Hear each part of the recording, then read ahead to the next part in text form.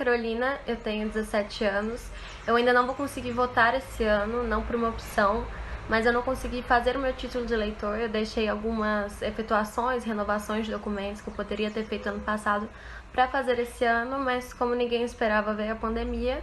E de qualquer forma, venho pesquisando candidatos, suas propostas e já teria minha opção de voto.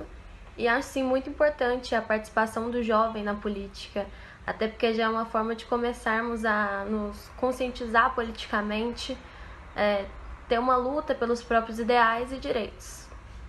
Oi, eu sou Carlos Eduardo, tenho 17 anos e fiz o meu título de eleitor no ano passado, quando eu tinha 16 anos. E o motivo pelo qual eu resolvi exercer esse direito foi principalmente pela questão burocrática que eu iria encontrar posteriormente para emitir esse documento. E eu resolvi dar tempo para que eu conseguisse me planejar daqui para frente e é isso. Meu nome é Ana Clara, tenho 17 anos. Eu tirei meu título de eleitora no ano passado, então esse ano vai ser a primeira vez que eu vou votar. E embora eu tivesse meio descrente com a política nacional atual, eu decidi fazer isso porque eu acredito que seja necessário e muito importante a participação dos jovens atuando na democracia de uma forma geral e exercendo a cidadania de forma plena. Boa tarde, meu nome é Igor Moura, tenho 17 anos, sou estudante da FIGE e, bom, agora é ano de eleição, né? Vai ter as eleições aí agora e eu não vou votar porque eu não tirei o título de eleitor, não foi não deu tempo, foi porque eu realmente optei a não tirar o título, porque eu não me senti preparado para votar esse ano, porque é um assunto que eu não domino muito, que é a política, não tenho ideia do que rola por fora, do que rola lá dentro, não sei escolher assim de verdade quem poderia ser melhor para comandar a cidade. Então foi um assunto que eu não domino, não tinha muito conhecimento, então decidi não tirar por agora, esperar quando eu tiver mais ou menos ideia do que eu quero e não ir por ideia dos outros. Eu acho que isso tem que partir de nós mesmos. Então por isso eu não vou votar esse ano. Então eu espero que nos próximos anos aí eu vou buscar saber, vou me orientar sobre essa área e para poder, né, ajudar a sociedade, a população da cidade a escolher o melhor candidato para a cidade, beleza? Muito obrigado. Meu nome é Lívia, eu tenho 17 anos e eu pretendia ter feito meu título de eleitor no ano passado. Em decorrência da revisão biométrica, os cartórios eleitorais estavam sempre muito cheios, e isso, aliado à pandemia do coronavírus, fez com que eu não conseguisse retirar o meu título de eleitor a tempo.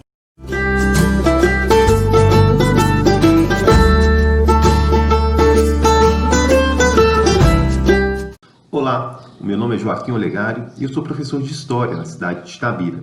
E a convite do Observatório Social do Brasil, irei fazer algumas observações em torno da participação do jovem no processo eleitoral brasileiro.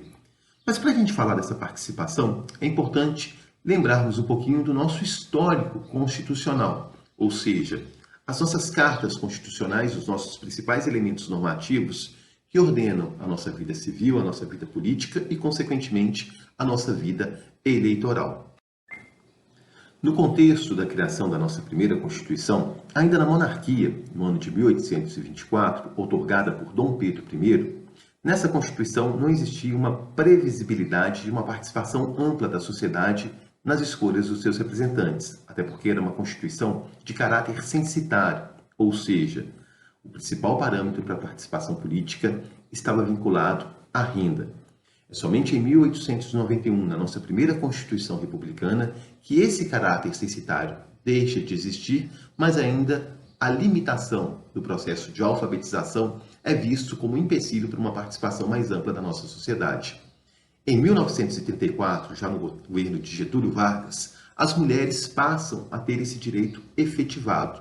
Mas e os jovens? Em que Constituição brasileira eles começam, de fato, a ter essa voz ativa na escolha dos seus representantes? Após o regime ditatorial brasileiro, mais precisamente no ano de 1988, é promulgada a chamada Constituição Cidadã. E ela não recebe esse nome à toa. Um dos pressupostos para a ideia de uma ampliação da cidadania está justamente atrelado à ampliação de alguns setores da sociedade civil na participação eleitoral, como os jovens com idade entre 16 e 17 anos. mesmo que nessa previsibilidade essa participação ainda seja facultativa. O que eu quero dizer com isso é que não existe ainda a obrigatoriedade concreta dessa participação, mas é uma ampliação vinculada ao quê? Vinculada a você enxergar no jovem esse papel ativo da escolha dos seus representantes, até mesmo porque, após 1988, vários elementos discursivos em torno dos interesses da juventude serão colocados nas pautas, sejam elas do executivo ou do legislativo, municipal, estadual ou federal. Quando falamos dessa questão de interesses vinculados ao perfil da juventude no âmbito do executivo e do legislativo, não podemos deixar de frisar que é depois da Constituição de 1988 que temos a implementação de elementos como o Estatuto da Criança e do Adolescente, que é um marco de um avanço relacionado à proteção do interesse dessa parcela da população, assim como discussões mais aprofundadas sobre a redução da maioridade penal, tema esse que caminha de mãos dadas com o interesse da juventude brasileira. No entanto, mesmo com os avanços promovidos pela Constituição de 1988, que em 2020 completa 32 anos, o TSE, através de alguns veículos da imprensa, veio à tona informar que é o ano com a menor adesão desse recorte cronológico, 16 a 17 anos, na participação eleitoral do Brasil. Quais foram os motivos apontados por alguns jovens em relação a essa não efetivação? O primeiro deles é uma ideia de ausência de representatividade em torno dos candidatos, ou seja, candidatos que não contemplam projetos que visam o interesse da juventude brasileira. E no contexto de 2020, ponto de vista bem peculiar, a existência do cenário pandêmico também foi um empecilho para a efetivação da retirada de títulos de eleitor nos cartórios eleitorais do Brasil. Essa realidade de uma não participação mais ampla do público jovem nos pleitos eleitorais nos leva a uma reflexão, especialmente pelo fato do Brasil possuir uma Constituição e pressupostos democráticos que ainda está em um estágio de consolidação. E basta lembrarmos que vivemos em uma realidade histórica de instabilidades constitucionais e restrições da participação efetiva da sociedade nas suas escolhas dos seus representantes políticos.